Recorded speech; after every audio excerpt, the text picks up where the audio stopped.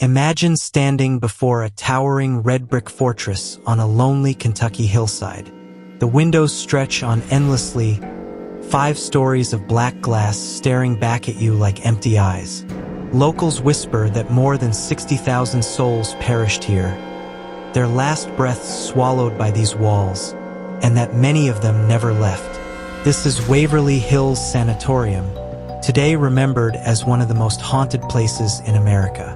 But when it first opened in 1910, it wasn't meant to be a house of horror.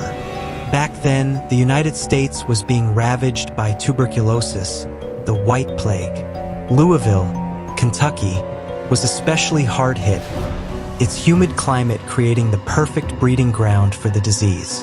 Desperate to contain the outbreak, the city built Waverly Hills on an isolated hilltop, far from the rest of the population.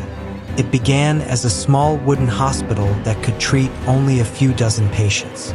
But the plague didn't stop. By the 1920s, demand was overwhelming, and Waverly was expanded into the massive, foreboding structure we see today. A self-sufficient complex with kitchens, laundry, even its own post office. Patients who entered were cut off from the world below. A community built entirely on sickness, hope, and inevitable loss. Inside Waverly Hills, daily life was a strange mix of care and despair. Doctors and nurses fought tirelessly against tuberculosis, though their methods seemed brutal by today's standards. Patients were wheeled onto large porches, even in freezing winters, to soak in sunlight and fresh air. Others underwent radical treatments, collapsing a lung to rest it, surgically removing ribs and chest muscles to give diseased lungs more space. These procedures were painful, often fatal, but hope was so scarce that families clung to any chance of survival. The sanatorium was designed as its own little world. Patients ate in communal dining halls, sent letters through their in-house post office, and watched the seasons change through barred windows. For some, this isolation offered comfort. For others, it was a prison. Death was everywhere, arriving daily, sometimes in groups. But the living could not be allowed to witness the endless stream of corpses. To solve this, Waverly's staff created a long underground passage leading from the hospital to the bottom of the hill. Officially, it was a service tunnel. Unofficially, it became known as the body chute.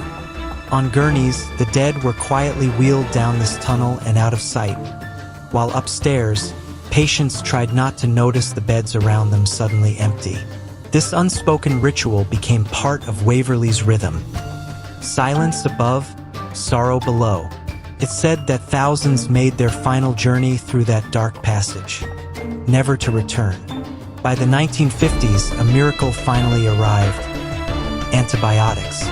With new medicine, tuberculosis could be treated effectively, and Waverly Hills' once crowded halls began to empty. What had been a city of the sick was suddenly obsolete.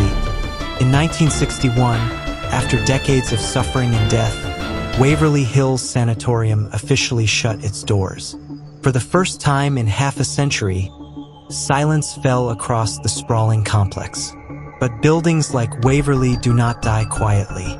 Its 5 stories of echoing hallways, peeling paint, and broken windows remained, like a skeleton of sorrow looming over Louisville. Over the years, developers tried to repurpose the property.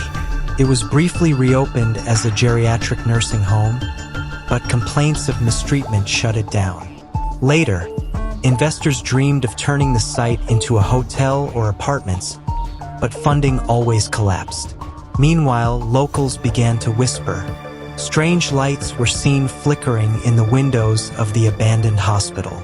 Teenagers who dared to sneak inside spoke of footsteps following them, of doors slamming on their own, of icy air rushing down hallways even in the heat of summer. Vandals left graffiti, but they also left behind chilling testimonies. Stories of laughter echoing in empty wards, and shadows that moved against the moonlight. Waverly Hills was no longer a hospital. It was becoming something darker, a monument to restless spirits. Ask anyone who has stepped inside Waverly Hills after dark, and you'll hear the same response. The building is alive. Visitors report shadow figures darting across the long, empty corridors, quick, human-sized shapes that vanish the moment you turn your head. Others describe hearing the faint laughter of children, bouncing through the halls like echoes of a time long gone. One of the most infamous stories is tied to room 502, where a nurse allegedly took her own life in the 1930s after discovering she was pregnant and unmarried. People claim her spirit lingers still, a woman in white scenes standing in doorways or hanging motionless in the air. Then there's the phantom child with a ball.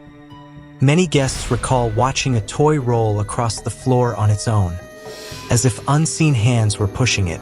But perhaps the most terrifying entity is what investigators call the creeper.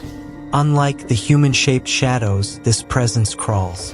Witnesses say it moves along walls and ceilings like a spider, dragging itself closer and closer, radiating pure dread. Those who've encountered it often leave immediately, unable to stay inside another second. From disembodied screams to sudden touches, Waverly's hauntings are not subtle. They are aggressive, physical, and deeply unsettling. Paranormal teams from around the world, including ghost hunters and ghost adventures, have captured recordings, photographs, and video evidence.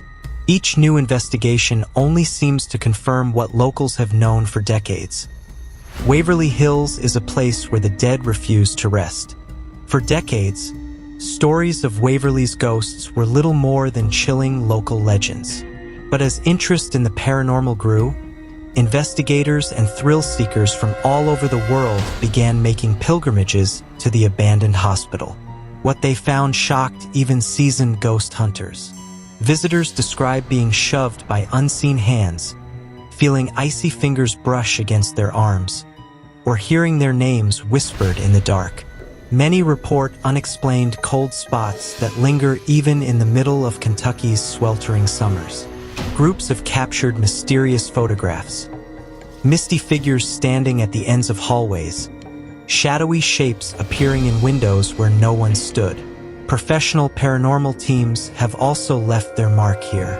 Ghost hunters recorded voices that answered their questions directly, while ghost adventures captured full-bodied apparitions moving across the camera frame. Skeptics often dismiss such footage, but the sheer number of eyewitnesses makes Waverly Hills stand apart. It's not just one or two strange accounts, it's hundreds. Ordinary visitors, hardened investigators, even security guards tasked with patrolling the grounds all tell the same unnerving stories. Each testimony adds another layer to the legend. Was it the pain and suffering of 60,000 patients that left an imprint here? Or are these spirits consciously trying to reach out, refusing to be forgotten? In Waverly Hills, the line between legend and evidence grows thinner with every passing year. So, what does all of this mean? Paranormal researchers often divide hauntings into two categories: residual and intelligent.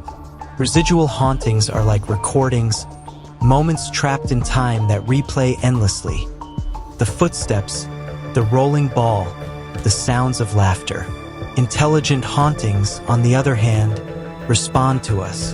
They interact. And in Waverly Hills, we see both. The shadows that dart away when approached, the voices that answer questions, the physical touches. These suggest something more than echoes of the past. They suggest presence. Add to this the sheer scale of Waverly's history. Tens of thousands of deaths, immense suffering, and countless emotional imprints. And it becomes difficult to dismiss the activity as coincidence or tricks of the mind. Even skeptics admit that Waverly Hills holds an atmosphere unlike anywhere else. But perhaps the most terrifying thought is this: if so many spirits truly remain inside, what keeps them there? Are they bound to the hospital by their suffering, or is something darker at work? A force feeding on the sorrow and fear that once filled its halls? Whatever the answer, Waverly Hills Sanatorium remains one of America's most haunted places. Step inside, and you'll feel it too. The weight of history, the whispers of the dead, and maybe a cold hand reaching out for you in the dark. If you want more real American hauntings uncovered in detail, make sure to like this video, subscribe to the channel, and hit the bell icon, because the next story might be even darker.